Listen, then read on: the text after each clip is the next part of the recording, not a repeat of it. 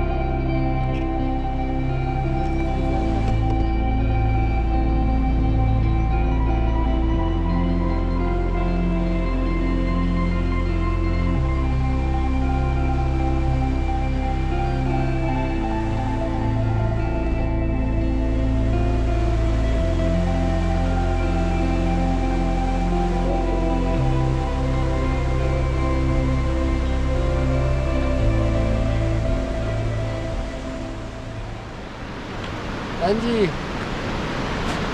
ज़बरदस्त मंजर है जी, देखिए।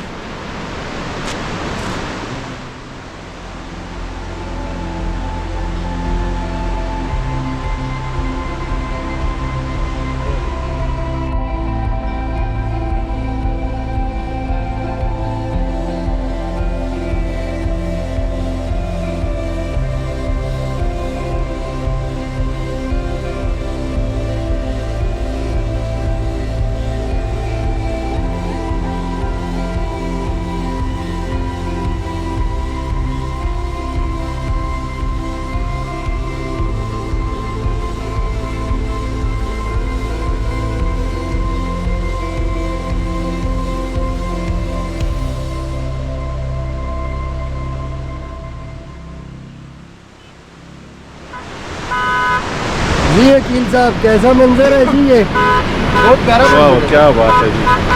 मगरिब का टाइम आप होने अगर वाला चाहें है तो वहाँ जाके नहा सकते हैं और कहाँ पे नहा सकते हैं जी? वो सामने जो स्पेलवे खुला हुआ है, वुज़ू भी बना सकते मगरिब का टाइम होने वाला है, जाते हैं पर वजू इधर ही करते हैं। ठीक है, बच के नमाज न बचे तो नमाज जनाजा। जी क्या फरमाया? मैं क्या, बच के नमाज न बचे तो नमाज जनाजा। जी बिल्कुल ये चलें जी। ये स्पिलवे से निकलने वाला पानी है जी, जो स्पिलवे से निकल के और फिर ब्रिज के नीचे से होकर जा रहा है। और ये है जी जो लेक बनी हुई है इस प्रोजेक्ट की। अब मैं वो स्पिलवे से और उसके फ्रंट से काफ़ी पीछे आ गया हूँ, तो ये सारी झील है, इसके ज़रा मनाज़र चेक करें।